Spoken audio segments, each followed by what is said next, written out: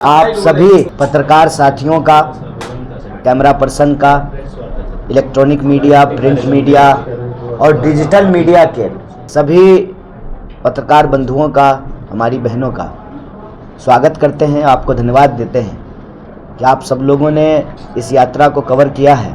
दरअसल यात्रा का उद्देश्य यही है। यात्रा कई बार प्रेम में और कई बार जोश में लोग कह देते हैं कि कांग्रेस पार्टी या किसी व्यक्ति से जो है इस यात्रा को जोड़ देते हैं, लेकिन दरअसल ये यात्रा आप अगर कवर कर रहे होंगे तो देखा होगा, इस यात्रा का नेतृत्व बेरोजगारी से प्रभावित नौजवान कर रहे हैं। आगे आगे सबसे आगे तिरंगा झंडा लेकर के भारत माता की जय कहते हुए वो नौजवान चल रहे हैं जो पेंडिंग भर्ती से प्रताड़ित हैं।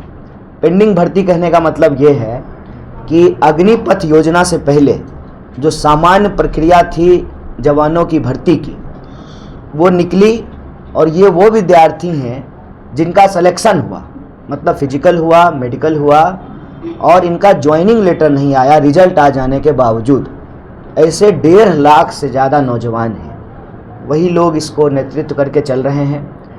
और कांग्रेस पार्टी का स्टूडेंट विंग NSY के अध्यक्ष यहाँ मौजूद हैं और यूथ कांग्रेस के अध्यक्ष भी रहते हैं, उनके जिला अध्यक्ष, ब्लॉक अध्यक्ष। तो स्टूडेंट विंग और यूथ विंग जो है इस यात्रा को कोऑर्डिनेट कर रही है, नेतृत्व कर रही है, उनके साथ मिल करके चल रही है। समझ बिल्कुल साफ है कि ये यात्रा एक मंच बने जहां बिहार के जो लोग हैं उनकी जो समस्याएं हैं उस समस्या को वो आकर के रख सकें, इस यात्रा से जुड़ सकें और आप तमाम लोगों के माध्यम से सरकार तक अपनी बात पहुंचा सकें। यात्रा जब 16 तारीख को भितिहरवा से शुरू हुई तो अलग अलग दिन पेंडिंग भर्ती के लोगों ने प्रेस कॉन्फ्रेंस किया, चीनी मिल के मजदूरों ने प्रेस कॉन्फ्रेंस किया, पलायन से प्रभावित नौजवानों ने प्रेस कॉन्फ्रेंस किया, पेपर लीक से प्रभावित विद्यार्थियों ने प्रेस कॉन्फ्रेंस किया, ऑटो चालक संघ की महिलाओं ने प्रेस कॉन्फ्रेंस किया और आज आपके शहर में मधुबनी में हमारी बहन और जो मिथिला पेंटिंग से जुड़ी हुई हैं और खादी ग्रामोद्योग की जो समस्या है उसको जो है इस मंच से उठा रहे हैं। तो कुल मिलाकर के आप ये समझ सकते हैं कि ये यात्रा वह मंच बनने की कोशिश है, एक प्रयास है। जैसे आज़ादी के पूर्व देश को आज़ाद कराने के लिए कांग्रेस पार्टी संघर्ष का एक मंच बनी, जो लोग आज़ादी चाहते थे उस मंच से जुड़े। ये यात्रा भी एक मंच बने बिहार के नौजवानों का और वो अपनी समस्या यहाँ उठा सके।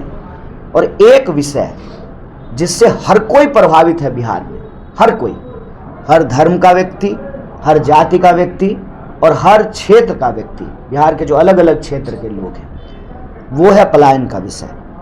पलायन इसलिए होता है कि किसी भी क्षेत्र में आप जाएं, वहाँ की जो बुनियादी व्यवस्था थी वो बुनियादी व्यवस्था बिगड़ गई और वो बुनियादी व्यवस्था बिगड़ने के चलते शिक्षा की कमी, रोजगार की कमी और सामाजिक सुरक्षा की कमी, इन 3 प्रमुख विषयों के चलते पलायन एक बीमारी के रूप में, मानव जनित बीमारी के रूप में, महामारी के रूप में फैल गई।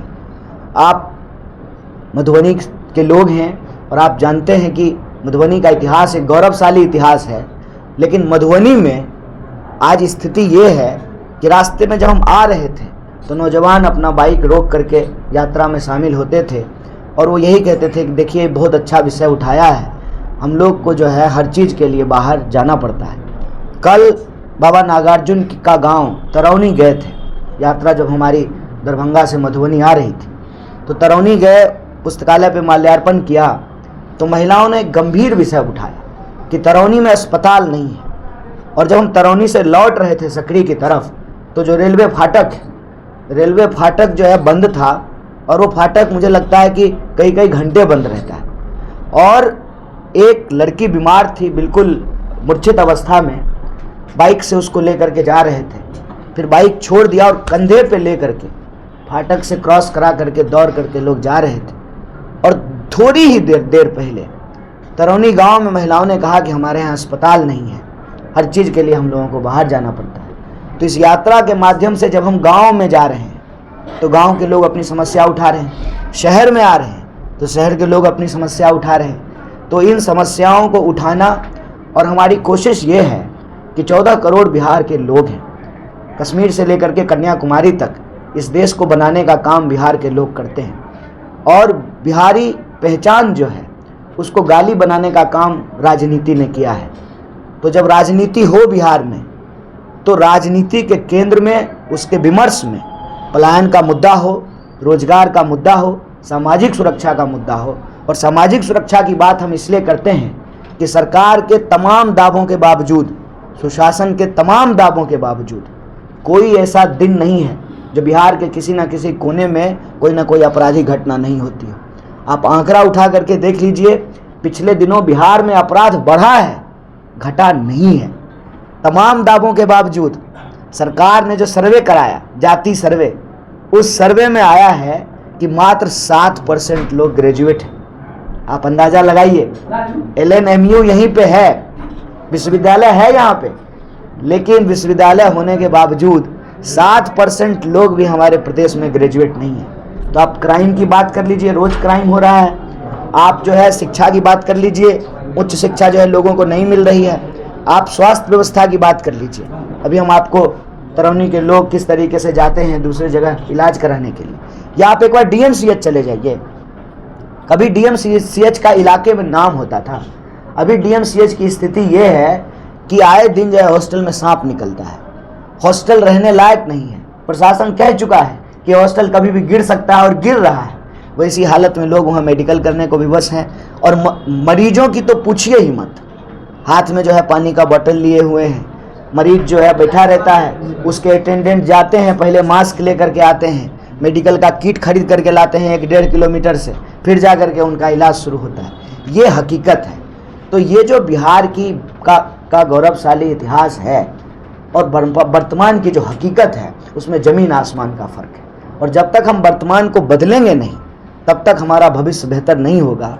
बिहार के भविष्य को बेहतर करने के लिए, बिहार के लोगों को बिहार में ही रोजगार मिले उसके लिए, और बिहार की जो कला है, संस्कृति है, जैसा कि हमारे दोनों साथी ने यहाँ अपनी बात रखी, जब तक हम कुटीर उद्योग को ठीक नहीं करेंगे, जो हमारी संस्कृति परंपरा से जुड़ी हुई चीज़ें हैं उसको बेहतर नहीं करेंगे, शिक्षा की स्थिति को अच्छा नहीं करेंगे, क्राइम को जब तक, अपराध को जब तक कंट्रोल नहीं करेंगे, तब तक सरकार के दावे हैं, हकीकत बहुत दूर है। और इसीलिए हम कहते हैं कि यह सरकार सुशासन की नहीं, पलायन की सरकार बन गई है।